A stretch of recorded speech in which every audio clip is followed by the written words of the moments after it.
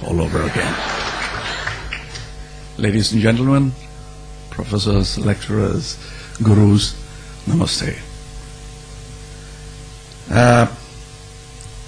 I wouldn't know the difference between a good lecture and a bad lecture, for I've never done that. I've just spoken to people. And all that I've learned has been extramural, outside the walls of the ones, like the ones I see here. So I've come here as I had gone to my 8th standard annual examination, unprepared.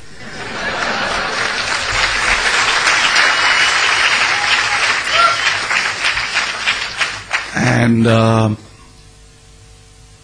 that was the reason I was a high school dropout. But here I see no such peril. I presume you're all good hosts. So if I fail, you'll still be nice to me. Talking of my learning, it's all been rag picking through the intellectual garbage that abounds in society. Not that I'm talking ill of my feeding ground, but there are many professor friends of mine who say similar things about university education. But then for me, from the other side, it looks greener. So going back to the old adage, the grass is always greener on the septic tank. Okay. Now that I've said equally good words about you and me, we're all in the same soup.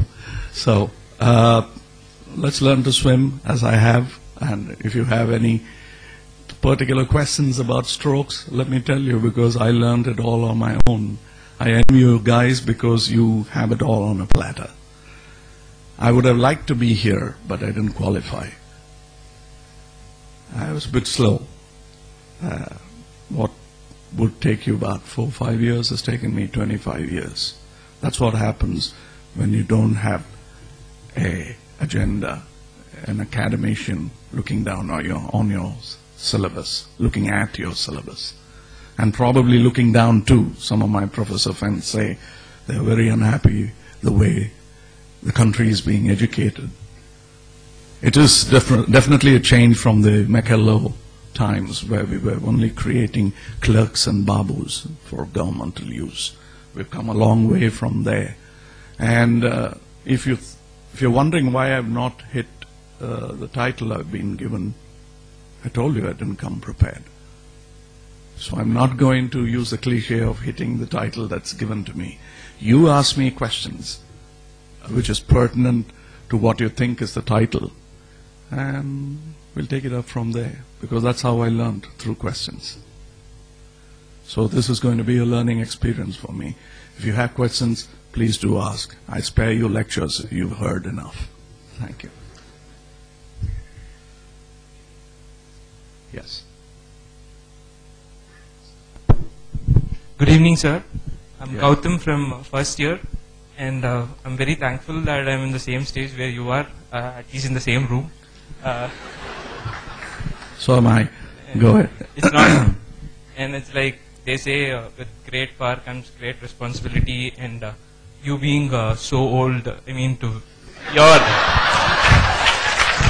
if I'm allowed to say that, by measuring your experience in such a young field, that is the Tamil industry, what do you see as the responsibility that's been bestowed on you, and how do you think you'll guide this?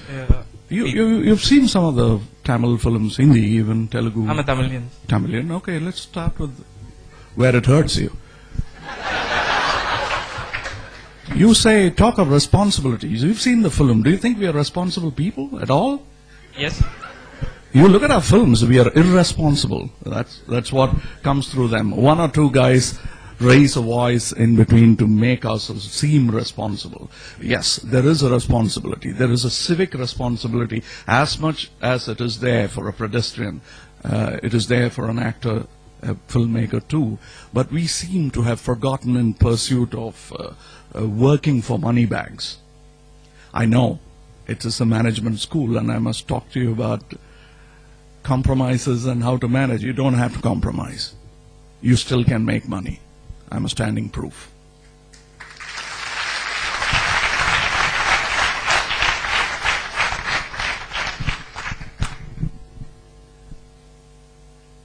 After seeing some of your movies, ranging from Appu Raja to Chachi Char and I thought that someday if I get opportunity, I will ask, and this day has come. I never thought of it. Go ahead. And the question is, how, in spite being immersed in this, in so many roles, which demands different sort of emotions, how an actor like you can remain in his authentic emotions and feelings? It's exactly like how, sir, you lecture, you handle sane people like these, and then maintain your sanity too.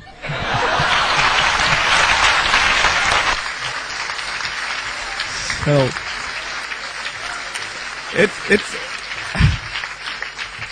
and it's very, very simple. I think the characters, though people believe I live in them, I don't. I rent them out. The space is rented out. I just walk into them, live happily there, but not ever after. I walk out. Yes. Sir. So you said you've learned by swimming in the chance of toughness and all. You've had very varied experiences. Could you share any one experience that is very close to your heart, which you've learned, like you had to be really stern on what you wanted, and how? What did you learn from it, and how? What took you ahead? Okay, you took the simile of swimming, so first advice,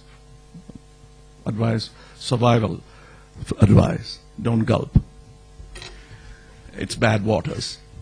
So you paddle, keep your head out of water, but don't go with the flow, because you don't know if there is a falls at the end of this flow. So try to reach the bank and choose your bank. It's difficult. Nothing is going to be easy. Eating and defecating is as difficult.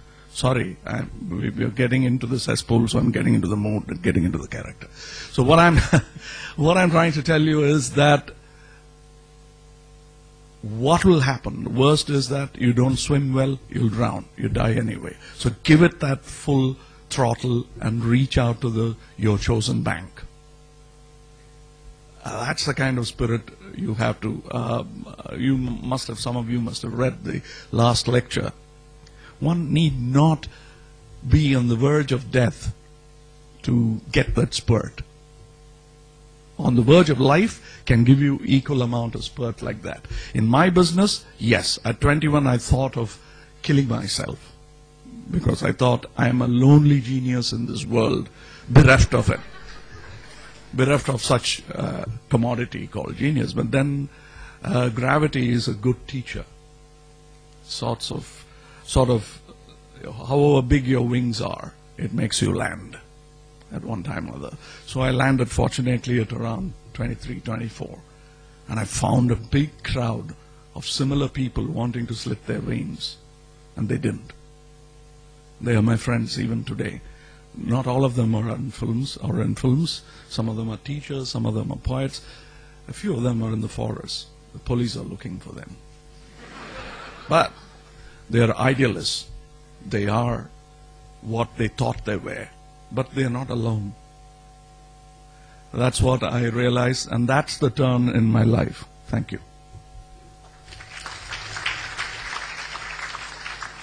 Sir, this is Krishna Prasad from Chennai. Needless to say, now I'm Mahabaram Rasigan. I have two questions for you. Like India is a powerhouse of talent. There is so much talent in this country, but why do you think we're not able to make the kind of movies that are made in Hollywood? This is my first question. Second question is, today if you see Indian films, many of them are made purely with a commercial purpose. Like just because call sheet of an actor is available, just because you need to make masala movies with complete disregard for script or screenplay. People start making movies. What's your take on this? Do you think this is healthy for the Indian film industry? Do you think just masala is good for health? It can't be. It's just a ingredient, an additional flavor to the food. How can you forget food and feed the customer only with masala? It can't happen, and people will throw up new ideas. I know. I'd like to keep this less nauseous than it's getting to be.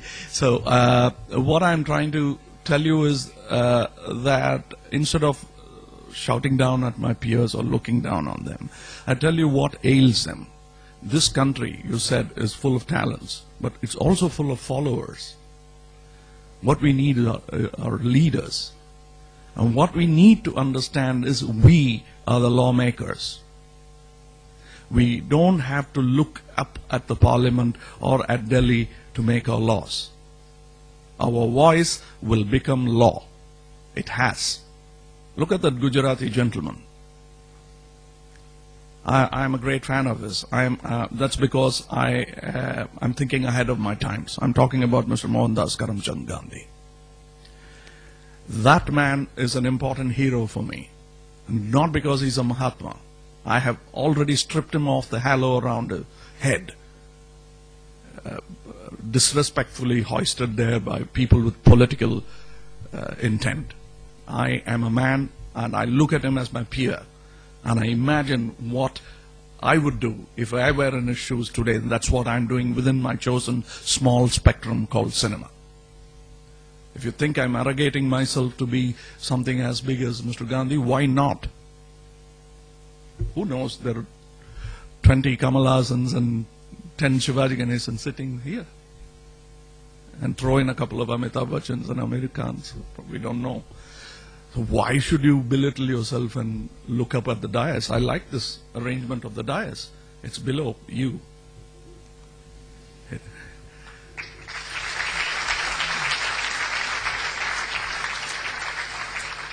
So I